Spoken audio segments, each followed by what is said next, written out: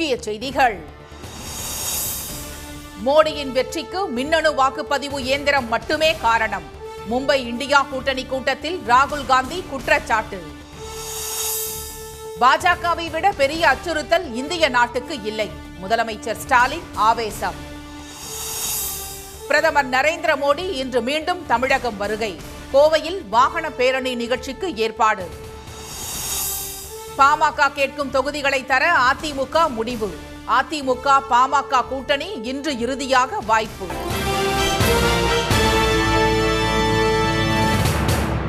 வணக்கம். வணக்கம். பிரதமர் திரு மோடியின் வெற்றிக்கு மின்னணு வாக்குப்பதிவு இயந்திரம் மட்டுமே காரணம் என காங்கிரஸ் கட்சியின் முன்னாள் தலைவர் திரு ராகுல் காந்தி கடுமையாக சாடியுள்ளார். இந்திய ஒற்றுமை நீதி பயணத்தின் 2ஆம் கட்டத்தை கடந்த ஜனவரி 16ஆம் தேதி மணிப்பூர் மாநிலத்தில் தொடங்கிய அவர் அசாம், மேற்கு வங்கம், உத்தரப்பிரதேசம், ராஜஸ்தான், குஜராத் வழியாக மும்பையில் நேற்று நிறைவு செய்தார். இதனை முன்னிட்டு இந்தியா கூட்டணியில் அங்கம் வகிக்கும் பல்வேறு கூட்டணி கட்சி தலைவர்கள் பங்கேற்ற பொதுக்கூட்டம் மும்பையில் உள்ள சிவாஜி பூங்காவில் நடைபெற்றது. அப்போது பேசிய திரு ராகுல் காந்தி பிரதமர் திரு மோடி மற்றும் பாஜக தலைமை வகிக்கும் தேசிய ஜனநாயக கூட்டணியின் வெற்றிக்கு காரணமே வாக்குப்பதிவு இயந்திரம்தான் என்று கூறினார். எங்களிடம் அந்த இயந்திரங்களை காண்பிக்குமாறு தேர்தல் ஆணையத்திடம் தெரிவித்தோம் என்று கூறிய திரு ராகுல் காந்தி, ஆனால் அவர்கள் அதனை செய்யவில்லை என்று தெரிவித்தார். ஏனென்றால் பிரதமர் திரு மோடியின் ஆன்மா அதில்தான் உள்ளதாக அவர் கூறினார். அசல் பிரச்சனைகளில் இருந்து மக்களின் கவனத்தை மடைமாற்றும் பணியை திரு மோடி சிறப்பாக செய்வார் என தெரிவித்த திரு ராகுல் காந்தி, சீனா அல்லது பாகிஸ்தான் சார்ந்த விவகாரங்கள் இருக்கும், ஆனால் அவரோ விளக்கு ஏற்றுங்கள் அல்லது மொபைல் போனை ஆன் செய்யுங்கள் என சொல்வார் என்று கூறினார். நிலம் கையகப்படுத்தும் சட்டம் குறித்து பேசினால் சிறை செல்ல வேண்டி இருக்கும் என மறைந்த நிதி அமைச்சர் திரு அருண்ஜேட்லி எச்சரித்ததாகவும் அவர் கூறினார். வேலைவாய்ப்பின்மை, பணவீக்கம் போன்ற விவகாரங்கள் பற்றி ஊடகங்கள் பேசாமல் புறக்கணித்து விட்டதாகவும் அதன் காரணமாகவே நாட்டின் கவனத்தை ஈர்ப்பதற்காக 4000 கிலோமீட்டர்கள் நடக்க வேண்டி இருந்ததாக திரு ராகுல் காந்தி தெரிவித்தார். नरेंद्र मोदी भाइयों और बहनों सिर्फ मास्क है, मुखौटा है. जैसे ये बॉलीवुड के एक्टर हैं उनको रोल दिया गया है कि भैया आज सुबह आपको ये करना है, कल आपको ये बोलना है, परसों आप ये करोगे, सुबह उठ के समुद्र के नीचे जाओ, चलो सी प्लेन में उड़ो. 56 इंच की छाती नहीं है, खोखला व्यक्ति है. உண்மையில் பாஜகவால் அமலாக்கத்துறை, வருமான வரித்துறை, மத்திய புலனாய்வு அமைப்பான சிபிஐ போன்ற அமைப்புகள் இல்லாமல் தேர்தலில் வெற்றி பெற முடியாது என்றும் அவர் கூறினார். இந்த கூட்டத்தில் தமிழக முதலமைச்சர் திரு ஸ்டாலின், ஜார்க்கண்ட் முதலமைச்சர் திரு சம்பாய் சோரன், தெலுங்கானா முதலமைச்சர் திரு ரேவந்த் ரெட்டி, முன்னாள் முதலமைச்சர்கள் திரு உத்தவ் தாக்கரே, திரு சரத்பவார், திரு ஃபருக் அப்துல்லா, காங்கிரஸ் தலைவர் திரு மல்லிகார்ஜுன கார்கே, விடுதலை சிறுத்தைகள் கட்சி தலைவர் திரு திருமாவளவன், மதிமுக பொதுச் செயலாளர் திரு வைகோ உள்ளிட்டோர் பங்கேற்றனர். பாஜகவை விட பெரிய அச்சுறுத்தல் இந்திய நாட்டுக்கு இல்லை என்று முதலமைச்சர் திரு ஸ்டாலின் குற்றம் சாட்டியுள்ளார். மும்பையில் நேற்று நடைபெற்ற திரு ராகுல் காந்தியின் ஒற்றுமை யாத்திரை நிறைவு விழாவில் பங்கேற்ற அவர் திரு ராகுல் காந்திக்கு அறிஞர் அண்ணா பற்றிய ஆங்கில புத்தகத்தை பரிசாக வழங்கினார்.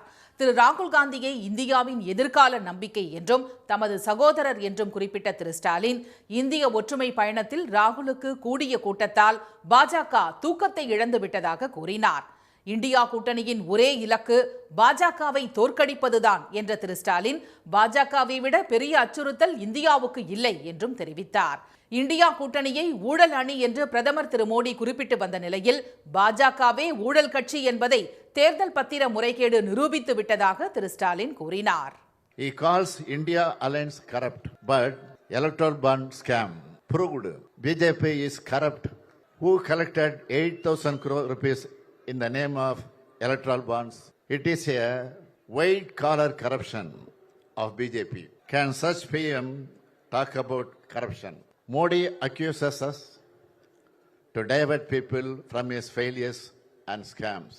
இந்தியா கூட்டணி உருவாகிய முதல் நாளில் இருந்தே இந்தியா என்ற பெயரை உச்சரிப்பதை பாஜகவினர் நிறுத்திவிட்டதாகவும் அந்த அளவுக்கு அவர்கள் அச்சத்தில் உள்ளதாகவும் முதலமைச்சர் கூறினார். 10 ஆண்டுகளாக பிரதமர் திரு மோடி செய்தது வெளிநாட்டு பயணங்களும் பொய் பிரச்சாரங்களுமே என்று விமர்சித்த திரு ஸ்டாலின், தனது தோல்விகளையும் ஊழலையும் மறைத்து மக்களை திசை திருப்பவே பிரதமர் மோடி பொய்களை பேசி வருவதாக குற்றம் சாட்டினார். பாஜகவை வீழ்த்துவதில்தான் இந்திய ஒற்றுமை பயணத்தின் உண்மையான வெற்றி உள்ளது என்று கூறிய அவர், குமரியில் தொடங்கிய ராகுலின் பயணம் அனைத்து தரப்பினருக்குமான மதச்சார்பற்ற உண்மையான கூட்டாட்சி அரசை அமைப்பதில் நிறைவு பெற வேண்டும் என்று தெரிவித்தார். மக்களவை தேர்தலையொட்டி அதிமுகவுடனான கூட்டணியை பாமக உறுதி செய்துள்ள நிலையில் இன்று அதிகாரப்பூர்வமாக அறிவிக்கப்படும் என தகவல் வெளியாகியுள்ளது. நாடாளுமன்ற தேர்தலுக்கு தமிழக கட்சிகள் ஆயத்தமாகி வருகின்றன. திமுக கூட்டணியில் தொகுதி பங்கீடு முடிந்த கூட்டணி கட்சிகள் வேட்பாளர்களின் பெயர்களையும் அறிவித்துள்ளன.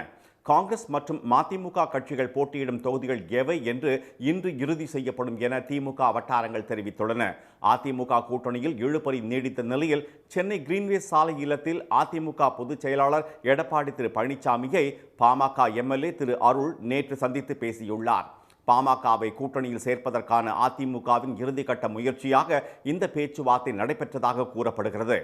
அதிமுக மற்றும் பாஜக கட்சிகளுடன் ஒரே நேரத்தில் பாமக கூட்டணி பேச்சுவார்த்தை நடத்தியதாக கூறப்பட்ட நிலையில் தற்போது பாமக விரும்பும் 7 தொகுதிகளையும் ஒரு மாநிலங்களவை உறுப்பினர் பதவியையும் ஒதுக்க அதிமுக முன்வந்துள்ளதாக தெரிகிறது. இதையடுத்து பாமக தலைவர் திரு அன்புமணி ராமதாஸ் நேற்றிரவு சென்னையில் இருந்து தைலாபுரம் விரைந்துள்ளார். அங்கு பாமக நிறுவனர் திரு ராமதாஸ் உடனான ஆலோசனைக்கு பிறகு அதிமுக பாமக கூட்டணி குறித்த அதிகாரப்பூர்வ அறிவிப்பு இன்று வெளியாகும் என எதிர்பார்க்கப்படுகிறது. இதனிடையே அதிமுக கூட்டணியில் தொகுதி பங்கீடு இழுபறியில் இருக்கும் நிலையில் 40 தொகுதிகளுக்கும் விருப்ப மனு விநியோகம் குறித்த அறிவிப்பை தேமுதிக வெளியிட்டுள்ளது.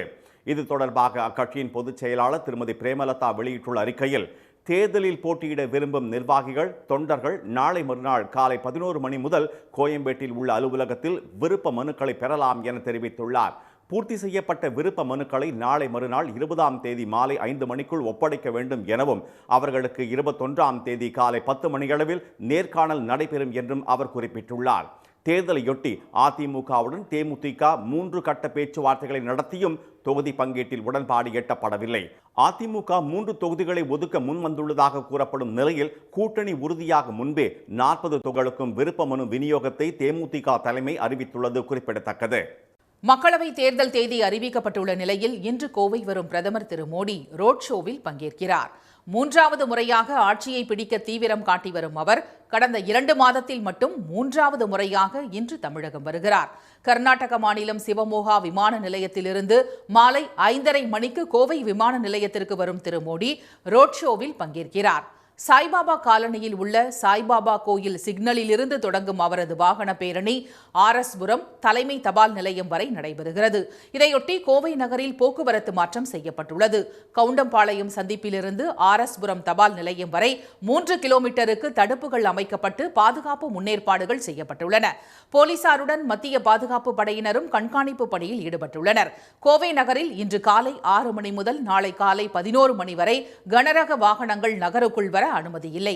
மேலும் இன்று பிற்பகல் 2 மணி முதல் 8 மணி வரை 100 அடி மேம்பாலம், Sivananda colony, DB road, Brookefield road, Avinashi road, பழைய மேம்பாலம் ஆகிய பகுதிகளின் வழியாக செல்வதை தவிர்க்குமாறு பொதுமக்களை போலீசார் அறிவுறுத்தியுள்ளனர். கனரக வாகனங்கள் இந்த 2 நாட்களுக்கும் கோவைக்குள் வர தடை விதிக்கப்பட்டுள்ளது. சத்தியமங்கலம், மேட்டுப்பாளையம், மருதமலை, வடவள்ளி மற்றும் உக்கடத்திலிருந்து மேட்டுப்பாளையம் செல்லும் சாலைகளிலும் போக்குவரத்து மாற்றம் செய்யப்பட்டுள்ளது. மகாதேவ் செயலி பண மோசடி வழக்கில் சத்தீஸ்கர் முன்னாள் முதலமைச்சர் திரு பூபேஷ் பாகல் மீது அமலாக்கத்துறை வழக்கு பதிவு செய்துள்ளது. சத்தீஸ்கர் மாநிலத்தில் மகாதேவ் செயலி தொடர்பான பண மோசடி வழக்கில் கடந்த 8ஆம் தேதி 2 பேரை அமலாக்கத்துறை கைது செய்தது. இந்த வழக்கில் பல முக்கிய அரசியல் தலைவர்கள் மற்றும் உயர் அதிகாரிகள் சம்பந்தப்பட்டுள்ளதாக தகவல்கள் வெளியாகியுள்ளன. மகாதேவ் செயலி மூலம் சட்டவிரோதமாக சம்பாதித்த பணம் சத்தீஸ்கரில் உள்ள அரசியல்வாதிகள் மற்றும் அதிகாரிகளுக்கு லஞ்சம் கொடுக்க பயன்படுத்தப்பட்டதாக அந்த நிறுவனம் கூறியிருந்தது. இந்த வழக்கு தொடர்பாக இதுவரை 1765 கோடி ரூபாய் மதிப்புள்ள சொத்துக்கள் பறிமுதல் செய்யப்பட்டுள்ளன. ஏற்கனவே 11 பேர் கைது செய்யப்பட்டுள்ளனர். இவ்வழக்கின் முக்கிய குற்றவாளிகளான கிரீஷ் தல்ரேஜா மற்றும் சூரஜ் சொக்கானி ஆகியோரும் கைதான நிலையில் தற்போது காவலில் வைக்கப்பட்டுள்ளனர். இந்நிலையில் மகாதேவ் செயலி மோசடி வழக்கில் சத்தீஸ்கர் மாநில முன்னாள் முதலமைச்சர் திரு பூபேஷ் பாகல் மீது வழக்கு பதிவு செய்யப்பட்டுள்ளது. அவர் மீது நம்பிக்கை துரோகம் மற்றும் மோசடி குற்றச்சாட்டுகளின் கீழ் முதல் தகவல் அறிக்கை பதிவு செய்யப்பட்டுள்ளது. மகாதேவ் செயலியின் விளம்பரதாரர்கள் திரு பூபேஷ் பாகலுக்கு 508 கோடி ரூபாய் கொடுத்ததாக அமலாக்கத்துறை ஏற்கனவே குற்றம் சாட்டியிருந்தது. லோக்சபா தேர்தல் அறிவிக்கப்பட்ட நிலையில் தமது பெயரை களங்கப்படுத்தவே அமலாக்கத்துறை மூலம் பாஜக வழக்கு தொடர்ந்திருப்பதாக திரு பூபேஷ் பாகல் சாடியுள்ளார். மிரட்டி தேர்தல் பத்திரங்களை பெற்று அம்பலப்பட்டுள்ள பாஜக குறித்து ஏன் அறிக்கை விடவில்லை என எதிர்க்கட்சித் தலைவர் எடப்பாடி திரு பழனிசாமிக்கு திமுக பொருளாளர் திரு டி.ஆர். பாலு கேள்வி எழுப்பியுள்ளார். தேர்தல் பத்திர விவகாரம் குறித்து அதிமுக பொதுச் செயலாளர் எடப்பாடி திரு பழனிசாமியின் கருத்துக்கு பதிலடி கொடுத்துள்ள அவர், பொதுப்பணித்துறை ஒப்பந்தங்களை தனது உறவினர்களுக்கு கொடுத்து சிக்கிக் கொண்டவர்தான் எடப்பாடி திரு பழனிசாமி என்றும், குட்கா விற்பனையாளர்களிடம் மாமூல் வசூலிப்பதற்காகவே ஒரு அமைச்சரையே வைத்திருந்தவர் என்றும் சாடியுள்ளார். திமுக சார்பில் நன்கொடை பெறப்பட்ட விவரங்களை வெளிப்படைத்தன்மையுடன் தேர்தல் ஆணையத்துக்கு தெரிவித்துள்ளதாகவும், அதற்காக எந்த நிறுவனத்துக்கும் எந்த சலுகையும் தரப்படவில்லை என்றும் திரு டி.ஆர். பாலு சுட்டிக்காட்டியுள்ளார். அமலாக்கத்துறையை வைத்து மிரட்டி நிறுவனங்களிடம் தேர்தல் பத்திரங்கள் மூலமாக பணத்தை பறித்தது பாஜக தான் என்று தெரிவித்துள்ள அவர், அந்த கட்சியால் மிரட்டப்பட்ட 30 நிறுவனங்களில் 14 நிறுவனங்கள் அதிக அளவு பணத்தை பாஜகவுக்கு வாரி வழங்கி உள்ளதாகவும் குற்றம் சாட்டியுள்ளார். மிரட்டி பணம் பறிக்கும் பாஜக என்று அகில இந்திய அளவில் அக்கட்சி அம்பலப்பட்டுள்ள நிலையில் அதனை கண்டித்து எடப்பாடி திரு பழனிசாமி ஏன் அறிக்கை விடவில்லை என வினவியுள்ள திரு டி.ஆர். பாலு அவருக்கு முதுகெலும்பு இல்லையா என கேள்வி எழுப்பியுள்ளார். தேர்தல் விதிமுறைகள் அமலில் உள்ள நிலையில் திருத்தணி அருகே வாக்காளர்களுக்காக வைத்திருந்த மளிகை பொருட்கள் பறிமுதல் செய்யப்பட்டுள்ளது. தமிழகம் முழுவதும் கடந்த 2 நாட்களில் உரிய ஆவணங்களின்றி கொண்டு செல்லப்பட்ட 2 கோடி ரூபாய் ரொக்கத்தை தேர்தல் பறக்கும் படையினர் பறிமுதல் செய்துள்ளனர். இந்நிலையில் பொள்ளாச்சியில் கோபாலபுரம் பகுதியில் கேரளாவிலிருந்து திருச்சிக்கு சென்ற சரக்கு வாகனத்தை சோதனை செய்ததில் கணக்கில் வராத 30 லட்சம் ரூபாய் சிக்கியது. விசாரணையில் கேரளாவில் எலுமிச்சை வியாபாரம் செய்து வரும் திருச்சியை சேர்ந்த சீனிவாசன் வசூல் செய்த பணத்தை எடுத்துச் செல்வதாக அதிகாரிகளிடம் தெரிவித்தார். முறையான ஆவணங்கள் இல்லாததால் அவற்றை வருமான வரித்துறையிடம் ஒப்படைக்க உள்ளதாக அதிகாரிகள் கூறினர். இதையடுத்து நேற்று ஒரே நாளில் பொள்ளாச்சி பகுதியில் பல்வேறு இடங்களில் நடத்தப்பட்ட சோதனைகளில் 6 நபர்களிடமிருந்து மொத்தம் 42,26,900 ரூபாய் பறிமுதல் செய்யப்பட்டுள்ளது. திருத்தணி அருகே வேலஞ்சேரியில் கோயில் அருகே மக்களுக்கு வழங்கிய 50,000 ரூபாய் மதிப்புள்ள இலவச மளிகை பொருட்களை அதிகாரிகள் பறிமுதல் செய்தனர். 15 பண்டல்களில் இருந்த அரிசி, பாமாயில், பருப்பு, கொசுவலை உள்ளிட்டவை கைப்பற்றப்பட்டன. கடலூர் மாவட்டம் காட்டுமன்னார் கோவில் அருகே ஸ்ரீமுஷ்ணம் பகுதியில் பொதுமக்கள் அச்சமின்றி வாக்களிக்கும் வகையில் மத்திய துணை ராணுவ படையினர் கொடி அணிவகுப்பு நடத்தினர்.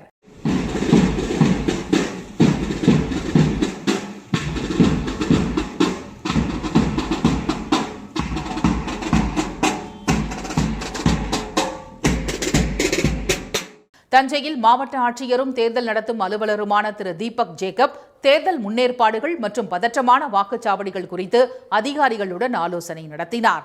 மயிலாடுதுறை நாடாளுமன்ற தொகுதியில் தேர்தல் விதிமீறல்கள் தொடர்பாக புகார் அளிக்க கட்டணமில்லா தொலைபேசி எண் அறிவிக்கப்பட்டுள்ளது. நாமக்கல் மாவட்ட ஆட்சியர் திருமதி உமா மாவட்ட எல்லையில் அமைக்கப்பட்டுள்ள சோதனை சாவடியில் சோதனையில் ஈடுபட்டார்.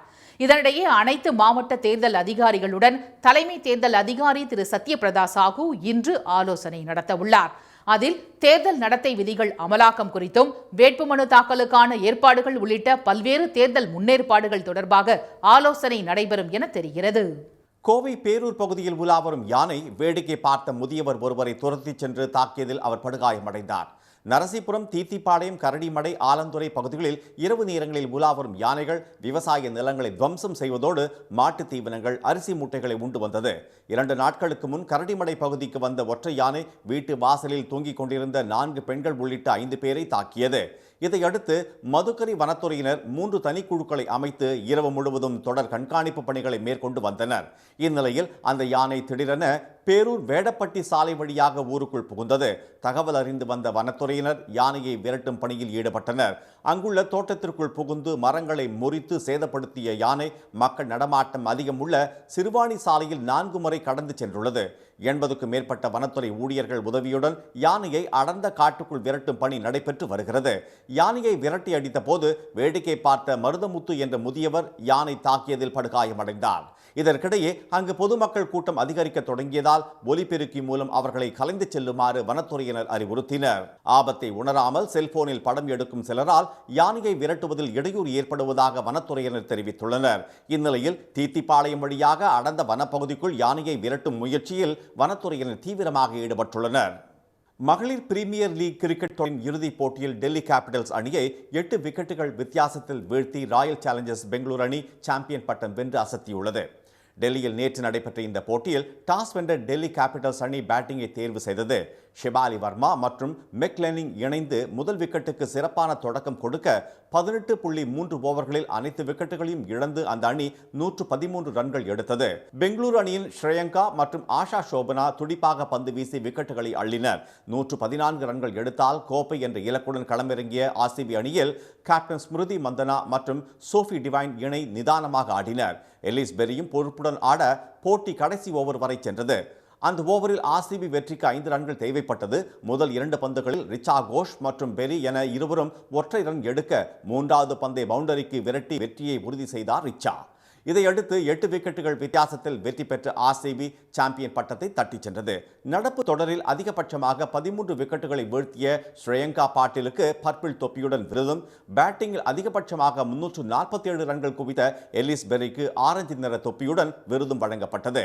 கோப்பை வென்ற பெங்களூரு அணிக்கு 6 கோடி ரூபாயும், 2வது இடம் பிடித்த டெல்லிக்கு 3 கோடி ரூபாயும் பரிசு தொகையாக வழங்கப்பட்டது.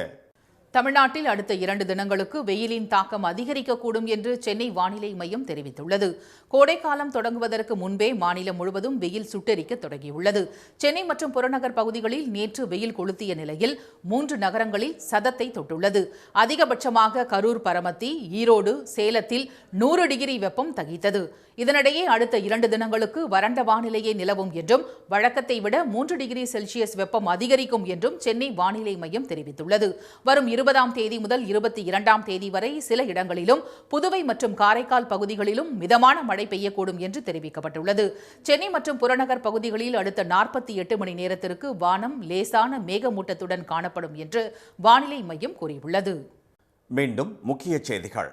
பிரதமர் மோடியின் வெற்றிக்கு மின்னணு வாக்குப்பதிவு இயந்திரம் மட்டுமே காரணம் என காங்கிரஸ் முன்னாள் தலைவர் ராகுல் காந்தி கடுமையாக சாடியுள்ளார். பாஜகவை விட பெரிய அச்சுறுத்தல் இந்திய நாட்டுக்கு இல்லை என்று முதலமைச்சர் ஸ்டாலின் குற்றம் சாட்டியுள்ளார். இத்துடன் இன்றைய காலை செய்திகள் நிறைவடைந்தன. மீண்டும் சன் டிவியில் செய்திகள் மாலை 6 மணிக்கு. செய்திகளை உடனுக்குடன் தெரிந்து கொள்ள சன் நியூஸ் தொலைக்காட்சியை பாருங்கள். வணக்கம். வணக்கம்.